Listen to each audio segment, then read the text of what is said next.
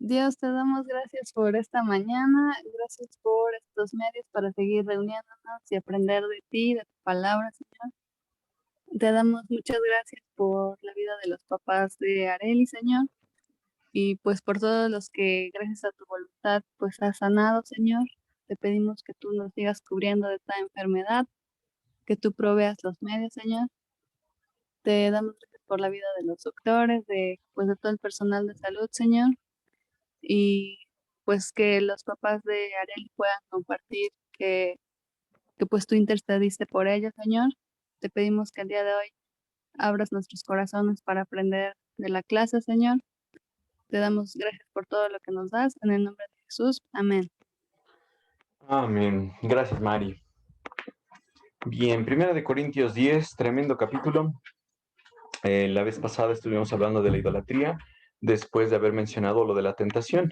El punto de la tentación para mí fue así tremendamente claro, fue como un parteaguas de lo que había entendido y lo que entiendo ahora. Y entonces cobra relevancia importante lo que Pablo va a mencionar en los siguientes versículos. Porque si el capítulo 10, versículo 3 estuvo tremendo y nos decía, Dios te va a permitir ser sometido solamente a aquello que puedas resistir, pero recuerda que cuando estés en la prueba, Dios te va a dar la salida para que puedas soportar. Y recuerda que tienes un hombre, perdón, que a la tentación es algo común a todos los hombres, pero tienes un Dios fiel, que aunque ya sientas el agua hasta acá, Dios no va a hacer que el agua te llegue hasta donde ya no puedas respirar y te ahogues. Dios te va a permitir solamente lo que puedas resistir y te va a dar la salida. Entonces, el ejemplo que menciona Pablo después de esto fue el servicio a los ídolos. Y la palabra que ocupa acá, idolatrías, es traducido como el servicio a los ídolos. Y muchos de nosotros pensaríamos, no, yo estoy seguro, no adoro ídolos, no me postro delante de imágenes. Pero veamos unos ejemplos que en nuestra cultura o incluso en nuestra Biblia podemos encontrar sobre la idolatría. Sabemos que los de Corinto tenían una gran tentación en este aspecto, porque pues era un lugar idólatra, tenían varios ídolos a los que adoraban en su cultura griega, tenían un montón de trasfondo en lo cual pues sacrificaban un animalito y parte de eso se iba para el sacerdote, parte de eso se lo comían ellos, algunos cristianos habían dejado eso y quizá pues decían, oye, pues si alguien me invita a una fiesta y me pone a comer cosas sacrificadas a los ídolos, pues lo puedo comer, no hay ningún problema. Pero Pablo les decía, recordemos que el principio importante es este. Un ídolo no es nada, un ídolo nada más es una figurita ahí, en realidad no representa más que pues alguna idea. Sabemos que detrás de esto hay un demonio, lo vamos a ver hoy, pero en ese momento Pablo les estaba diciendo, este ídolo no representa nada, no es nada, nada más es un cachito de piedra o de oro o de metal o de lo que sea, que no tiene ningún sentido, no vive nadie ahí. Y lo que Pablo les decía es, por amor a mi hermano o a mi hermana, si yo veo que esto les es ocasión de caer, pues voy a evitar el comer carne sacrificada a los ídolos, pero si no hay ningún problema, nadie me está viendo, nadie me está juzgando, pues puedo comer porque al final esto no es nada, solamente la libertad va a ir regida por el amor, como ya lo vimos en el capítulo 8 y 9 de Primera de Corintios. Dijimos que eso habla de un cristiano maduro, un cristiano que cuida a su hermanito chiquito, a su hermanita que está teniendo todavía problemas mientras está creciendo. Ya una vez que llega a la madurez se da cuenta que pues esto no representa en realidad nada, ni Baal, ni Acera, ni algún otro ídolo, y que nuestra libertad lo que nos debe permitir es acercarnos más a Cristo, que seamos más como Cristo, en vez de qué tanto más puedo jugar con el pecado. La libertad del cristiano, como lo dice Jesús en Juan, y conoceréis la verdad y la verdad os hará libres. ¿Quién es la verdad? Jesús. Él nos ha dado libertad. Por lo tanto, esta libertad debe ser ocupada para parecernos a Jesús y no para ponernos en la orilla de donde podamos caer. Y noten ustedes algo, en esta semana me estaba acordando de un proverbio que dice, el sabio ve el peligro y se aparta de él. Muchas veces nosotros vemos el peligro, sabemos que si empezamos a hacer alguna actividad nos ponemos al borde del pecado y lo más seguro es que vayamos a caer. Si ya estamos en la orilla, si estamos explorando qué tal está la última piedra, qué tal está el borde, qué tal se siente el aire aquí, qué tal está de fresco en esta zona, lo más probable es que terminemos cayendo en pecado. Debemos ocupar esa libertad, como les repito, para ser más como el maestro. Eso es para lo que debemos ocupar nuestra libertad. Entonces, en el capítulo 10, versículo 14 11 Pablo les dice, por tanto, amados míos, huid de la idolatría o del servicio a los ídolos. Y Pablo les hace recordar unas cosas que ellos ya habían mencionado previamente, que son personas razonables. Los de Corinto se consideraban personas inteligentes, personas con inteligencia, y Pablo hace apelación a eso y les dice, bueno, ustedes que son inteligentes, juzguen si lo que les digo es cierto o no. Y dimos entonces unos ejemplos de idolatría, no los terminamos. La idolatría dijimos que puede ser definida de varias formas. Marisol nos decía que en el seminario enseñaban que es todo aquello que ocupa el lugar de Dios en tu vida, eso es cierto. Es otra, es tener un concepto erróneo de quién es Dios. Otro es poner a cualquier otra cosa en el lugar que nosotros preferimos. Como lo veíamos acá, puede ser muchas cuestiones. Por ejemplo, gente que conoció a Dios, que sabe de Dios, pero tergiversó la verdad y empezaron a inventar tonterías en sus mentes, en sus ideas necias, y Dios entonces los tiró a confusión y a oscuridad. Cambian la forma de Dios por un ídolo, como lo vimos en el ejemplo de los israelitas, querían adorar a Dios en realidad, pero lo hicieron de forma incorrecta. Pensaban que Dios, el que los había liberado de Egipto, tenía forma de un becerro. Aarón hizo el becerro con los aretes y las cosas de oro que le dieron. El pueblo se estaba regocijando y según ellos estaban adorando a Dios, pero lo estaban haciendo de una forma incorrecta. ¿Qué nos dice la Biblia? Cambiaron a su glorioso Dios por la estatua de un toro que come hierba. Eso es lo que muchas veces pasa. Pensamos que Dios es otro Dios del que en realidad es. También dijimos que es una tontería la idolatría. Jeremías nos menciona que de un segmento del árbol toman una parte para hacer su ídolo y de otro segmento toman leña para poder calentarse. Y eso es una tontería. Pero no son los únicos ejemplos de idolatría. Y en la Biblia se mencionan varios. Les pongo aquí algunos que encontré. Por ejemplo, Colosenses 2:18 dice, no dejen que los condene a ninguno de aquellos que insisten en una religiosa abnegación o en el culto a los ángeles. Muchas personas van a tener la cara de religión. Muchas personas las vamos a ver como ejemplo de religiosidad, de religión, pero no quiere decir que esa persona esté en lo correcto. Por ejemplo, vamos a ver muchas personas que no son cristianas y que aparentan ser unas buenas personas y quizá en el fondo lo sean, porque no entendemos cómo, pero lo pueden ser, buscan ayudar a los demás, buscan no lastimar a su prójimo, buscan ofrendar a los pobres, buscan compartir lo que tienen. O sea, son personas buenas. Sin embargo, hay algunos que solamente tienen la carátula de religión y lo que hacen solamente es condenar a otras personas y dicen, ay, esto es pecado, todo está mal. Ya saben, el clásico legalista. El legalista todo lo ve mal. El legalista piensa que todo es pecado y entonces en vez de disfrutar la vida piensa que todo está mal, que todo es en contra de Dios y empieza a condenar a los demás. Entonces, una característica de la falsa religión o del legalismo es que todo lo están condenando. Estás pecando, estás haciendo esto mal, estás diciendo esto incorrecto, estás desagradando a Dios. Pero dentro de esto no se dan cuenta que ellos a veces cometen errores. ¿Como qué errores cometen? Como dar culto a los ángeles. Muchas personas hablan de San Gabriel, San Miguel, San no sé cuál otro ángel aparece en la Biblia. En realidad en la Biblia solo Dios, como les mencionaba, menciona a tres ángeles. Uno de ellos es Satanás, otro es Miguel, otro es Gabriel y punto. Pero empiezan a inventar otros que Misael y que Semael y que no sé qué tantos ángeles inventan y la gente empieza a tener adoración a esos ángeles. Entonces, otra forma de la idolatría es la adoración o el culto a los ángeles. Estas personas locas y sonzas lo que hacen es afirmar que han tenido visiones sobre estas cosas. O sea, el ángel se me apareció, el ángel me dijo, yo ya me rebelé con el ángel. Nos dice la Biblia, su mente pecaminosa los ha llenado de arrogancia. Se piensan ser superiores y en realidad están cometiendo un error. Entonces, una forma de idolatría es cambiar la forma de Dios, tener un concepto erróneo de Dios, pero también pensar que otras criaturas pues, diferentes a nosotros, como los ángeles, merecen adoración. Y eso llama la Biblia idolatría. Lo dice Pablo en Colosenses 2:18. En Apocalipsis 9:20 se nos dice algo. Sin embargo, los que no murieron en estas plagas aún así rehusaron arrepentirse de sus fechorías y volverse a Dios. Siguieron rendiendo culto a demonios y a ídolos. Noten esto. No solamente hay personas que adoran a los ángeles buenos, sino que también adoran a los ángeles caídos, que al final pues, son demonios. Entonces, la gente a veces no se da cuenta, y adora a los ángeles de una forma incorrecta, adora a los demonios de una forma incorrecta, porque no deben ser adorados. Y algunos otros, pues tal vez sí se dan cuenta y lo que hacen es convertirse en satanistas, adorar a demonios como tal, adorar a Satanás, y eso la Biblia también lo condena. Estos ídolos o demonios son hechos de oro, plata, bronce, piedra y madera. Ídolos que no pueden ni ver, ni oír, ni caminar. Aquí Juan está diciendo, estas personas que adoran a estas figuras, pues no tiene ningún sentido. Ni a los demonios se debe adorar, ni a las imágenes. Esto es otra forma de idolatría.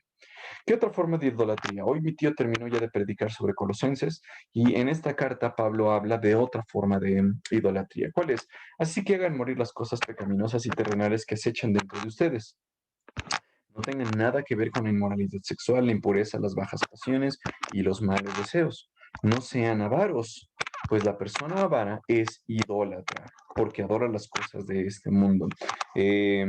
Jesús nos decía, poned la vista en las cosas de arriba y no en las de la tierra, porque pues aquí en esta tierra lo que va a pasar es que se van a echar a perder, aquí corrompen el óxido y la polilla, pero allá en el cielo nada. Entonces nuestra visión debe estar puesta en las cosas de arriba. Si alguien es avaro, nos dice la Biblia, es que ama estas cosas de este mundo y por lo tanto es lo mismo que alguien idólatra. Entonces vemos algunas otras cuestiones y la última que quizá ustedes no habían pensado, ni yo había pensado, es esta. Salmo 106, 28, es un salmo tremendo este salmo y habla de lo que pasó en la historia de Israel, pero si hiciéramos un resumen hasta aquí, podríamos decir, ¿qué es la idolatría? Porque nos dice la Biblia, huye de la idolatría, pero pues tengo que saber qué es la idolatría para poder huir de ella. Es tener un concepto erróneo de Dios, es, como decía Marisol, todo lo que ocupa un lugar aparte de Dios. Entonces, aparte de Dios, ahí estamos, aparte de Dios o además de Dios, que ¿qué puede ocupar ese lugar? Bueno, nos dice por los versículos que acabamos de ver, la avaricia, porque hace que ame las cosas de este mundo, los ídolos, que en realidad no son más que madera o piedra o oro o plata, lo que sea, los ángeles, los demonios, puede ser el estómago, como lo vamos a ver más adelante, el estómago, o también pueden ser los muertos, una persona muerta. Y ustedes van a decir, ay, eso sí está muy medionaco, ¿no? Pues en realidad miren lo que dice la Biblia.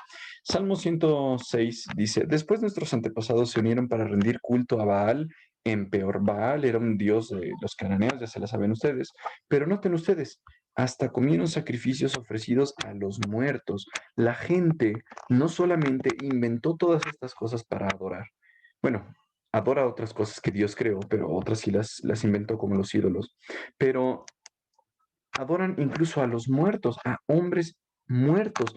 El corazón del hombre es tan perverso que incluso eso alaba. Y por último, les digo, es cuyo fin es la perdición, cuyo Dios es su apetito. Entonces, otra forma de idolatría es el apetito. Y estas personas pues, hablan de cosas que no deberían hablar, nos dice Filipenses 3. Pablo está hablando de nuestra ciudadanía que está en los cielos en el versículo 20, pero hay otras personas que su Dios está solamente en qué tanto pueden comer. Su gloria es su vergüenza y estas personas solamente se enfocan en las cosas terrenales. Entonces, para nosotros podemos ver que hay un montón de formas de idolatría. Quizá estas cosas terrenales signifiquen el dinero, la ropa, la fama, la fortuna, las mujeres, no sé, hay un montón de cosas que pueden ocupar el lugar de Dios en nuestro corazón y quizá no nos damos cuenta de eso. Entonces, entendiendo todo lo que es la idolatría, encontré este pasaje de Isaías 65 para ver qué es lo que Dios piensa sobre la idolatría. Ok, ya entendemos nosotros que debemos huir de la idolatría. Pero ¿qué piensa Dios de eso? Ya ustedes lo han leído alguna vez, ya ustedes lo saben. Le voy a pedir a alguien que me lea este pasaje, por favor, pero recordar qué es lo que Dios piensa sobre la idolatría. Ya lo sabemos por otros pasajes, pero ¿qué nos dice Isaías 65? ¿Alguien que le guste leer?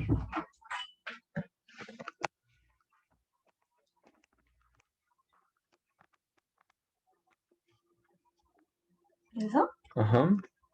El Señor dice, estaba listo para responder, pero nadie me pedía ayuda. Estaba listo para dejarme encontrar, pero nadie me buscaba. Aquí estoy, aquí estoy. Dije a una nación que no invocaba mi nombre. ¿Nada más? Todo. Todo el día abrí mis brazos a un pueblo rebelde, pero ellos siguen sus malos caminos y sus planes torcidos. Todo el día me insultan en mi propia cara. Al rendir culto a ídolos en sus huertos sagrados y al quemar incienso en altares paganos. De noche andan entre las tumbas para rendir culto a los muertos. Comen carne de cerdo y hacen guisos con otros alimentos prohibidos. Eso. Entonces, noten lo que estaba pasando. Esta imagen, entonces, cobra un poquito más de relevancia. Ahí ya se trabó esta cosa. Aquí. Dios está diciendo, yo le abrí las manos, yo estaba buscando a este pueblo. Es como si Dios mismo hablara en Isaías 65. Y les está diciendo, oigan, vengan conmigo, búsquenme, yo les quiero bendecir, yo los quiero ayudar, yo estoy dispuesto a buscarlos. Pero el pueblo, ¿qué es lo que hizo con Dios? Le dio la espalda y dijo, no, Dios, ¿sabes qué? En vez de preferirte a ti, preferimos a nuestros ídolos. Estoy más feliz con mis ídolos que pueden tomar la forma de todo lo que ya mencionamos. Y la actitud del humano siempre es esta. Dios está ofreciéndote, como dice Efesios, la vida que Dios te ofrece y nosotros solamente lo desechamos. Bueno, esta imagen entonces me parece excelente para poder ejemplificar lo que lo que Dios decía en Isaías 65. La gente tiene a un Dios que los puede guiar, los puede incluso hasta buscar, los puede sacar de donde necesiten, pero nadie lo busca. Entonces el pueblo de Israel, nadie lo buscaba. Dios incluso les decía, aquí estoy, y nadie invocaba su nombre. Le abría sus brazos a un pueblo rebelde y ellos, ¿qué es lo que hicieron? Seguir sus malos caminos. Y lo peor no es que solamente le dan la espalda a Dios, sino que cuando se regresan a Dios, solamente es para insultarlo en su propia cara. Decirle, ¿sabes qué, Dios? Vete a volar, a mí no me interesa lo que me puedas dar, no me interesa tu bendición, no me interesa que me protejas, no me interesa nada. Yo estoy feliz con mis ídolos. Y entonces lo que hacen es erigir lugares santos o huertos sagrados, incluso la Biblia los llama lugares altos, para ofrecer incienso en esos altares paganos.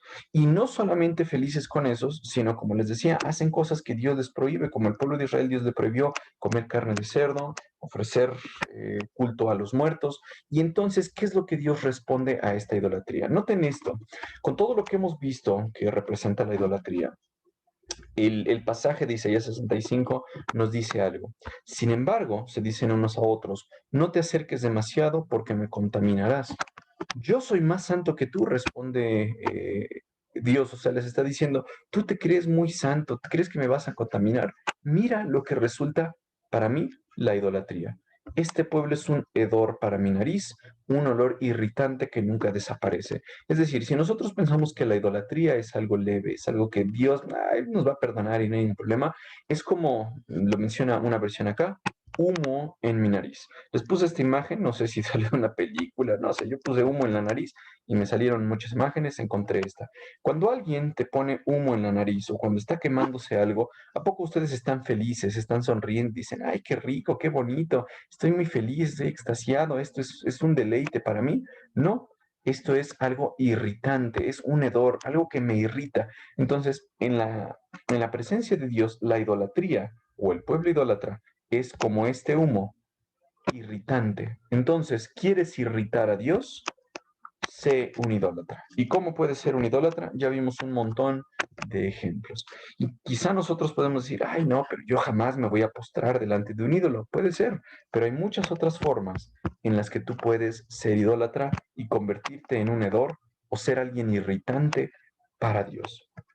Eso es algo que a mí me pareció tremendo. Entonces, regresando a nuestro pasaje de Primera de Corintios, Pablo les dice en el versículo 13, tienen pruebas, tienen tentaciones, ok, Dios es fiel y no les dará más de lo que necesitan. Versículo 14 les dice, huyan de la idolatría. Por tanto, amados míos, huyan de la idolatría. Versículo 15 les dice, ustedes son sabios, juzguen si lo que les digo es verdad. Y ahora en el 16, ¿qué les está diciendo como continuidad a esto?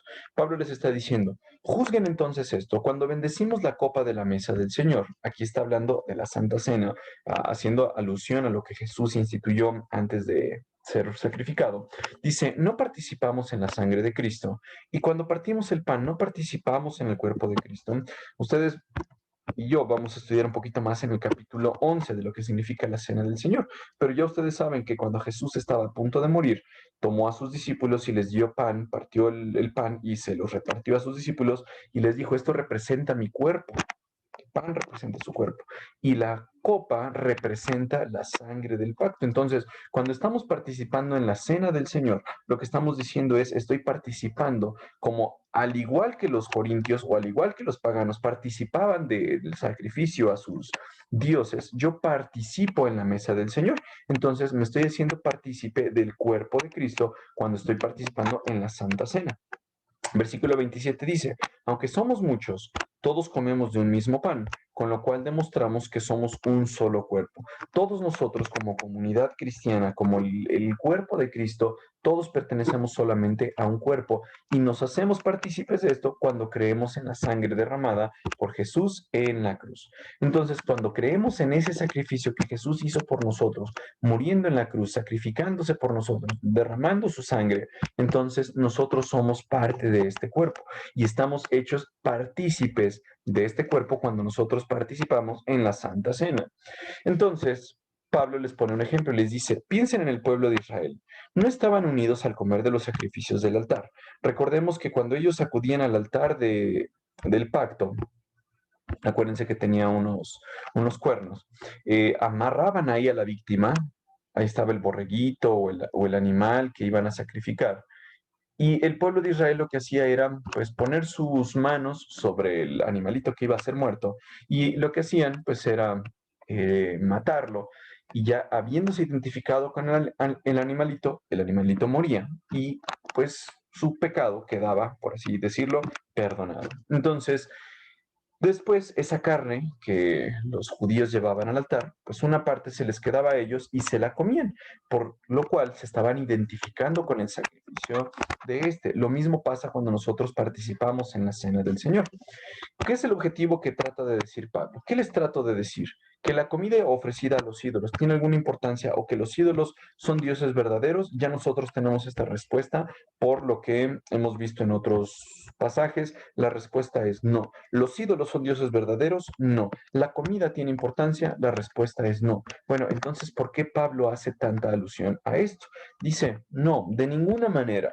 Lo que les digo es que estos sacrificios se ofrecen a los demonios, lo que les decía al principio. Un ídolo nada es. En realidad, esto es un cachito de piedra, un cacho de madera, de oro, de lo que sea. Pero detrás de él hay un demonio. Eso sí dice las escrituras. Entonces, lo que se le ofrece a este demonio, perdón, a este ídolo, se le está ofreciendo en realidad a un demonio. Y lo que Pablo les quiere decir es, ok, si les presentan un poquito de comida que fue ofrecida a este ídolo, en realidad sabemos que esto no es malo en sí. Esto no es malo en sí porque no significa nada, pero no quiero que ustedes se hagan partícipes de los demonios. ¿Y esto por qué lo dice Pablo? Porque como lo vamos a ver más adelante, y ya lo hemos visto también en otros pasajes, queremos que esté rodeado de amor. No queremos hacer tropezar a nuestro hermano o a nuestra hermana que es más débil. Entonces, estos sacrificios que se ofrecen a los demonios no son ofrecidos a Dios. Y Pablo les dice, no quiero que ustedes tengan parte con los demonios. De tal forma que si esto va a ser de piedra de tropiezo para mi hermano, lo voy a evitar.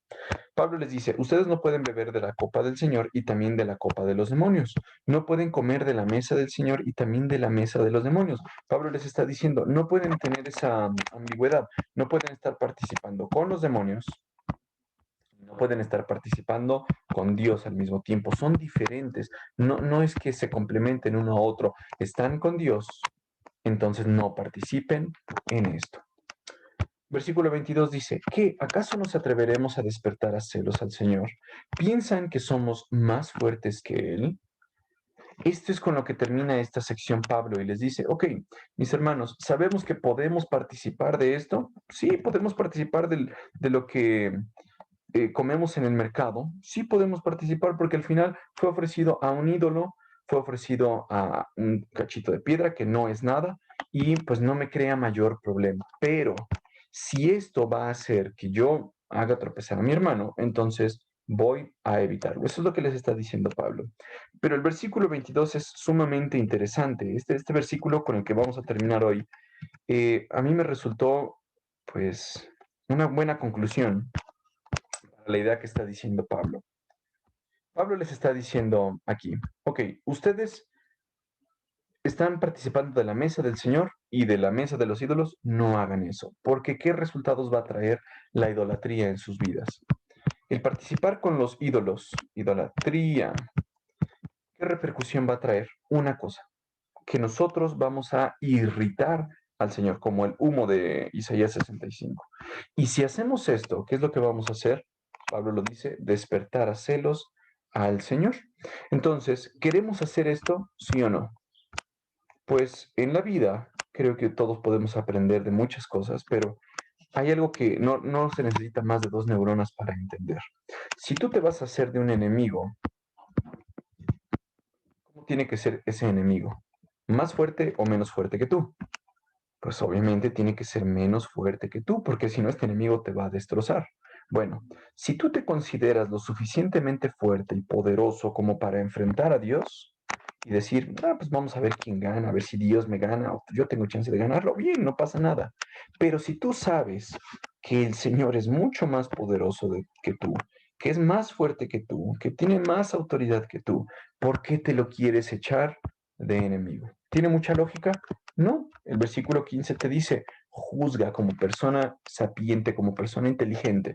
¿Tiene mucho sentido dedicarte a la idolatría, irritar a Dios y convertirlo en tu enemigo? La respuesta sabemos que es un rotundo no. Eso no va a ser nada inteligente, chicos y chicas. Entonces, Pablo, por eso les decía, termina de una forma magistral esta sección y les está diciendo, no eres más fuerte que Dios, no eres más inteligente que Dios. ¿Por qué piensas que eres más que Dios? ¿Por qué piensas que le vas a poder ganar a Dios si te lo haces de enemigo? Entonces, no tiene ningún sentido hacerlo. Por lo tanto, en la semana que viene, primero Dios, Marisol nos va a compartir un poquito sobre la libertad que vamos a ejercer, porque en el versículo 23 la gente podría estar diciendo, ay, pues oye, yo soy libre de hacer lo que quiera, pero Pablo les dice, sí, puedes hacerlo, pero no todo te edifica, no todo te conviene, no todo te va a dar libertad, no todo va a beneficiar a tu hermano. Eso lo vamos a ver en la semana que entra, primero Dios. ¿Hasta aquí hay alguna duda sobre lo que vimos hoy o lo que hemos estado viendo sobre Primera de Corintios? ¿Algún comentario, alguna cosa que no haya quedado muy clara, que yo haya dicho mal, alguna corrección, alguna cosa que quieran añadir?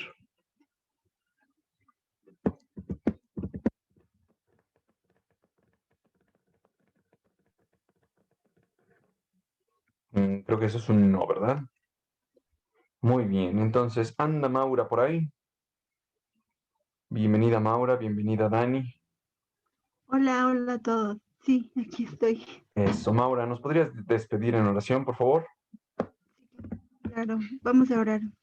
Bendito Padre, te damos gracias en esta tarde por permitirnos aprender más de tu palabra, Señor. Te damos gracias porque tú eres fiel, Señor, y también porque nos enseñas cada día cosas que nosotros no entendemos ni comprendemos, Señor. Ayúdanos en esta semana, en todo lo que hagamos. Bendice a cada joven, Señor, por favor, en sus familias. Y también te pido por los que no se pudieron conectar, que tú les sigas ayudando, Señor. Bendice a Mario, Señor, y gracias por esta clase. Si oramos en el nombre de Jesús, amén. Amén. Gracias, Maura.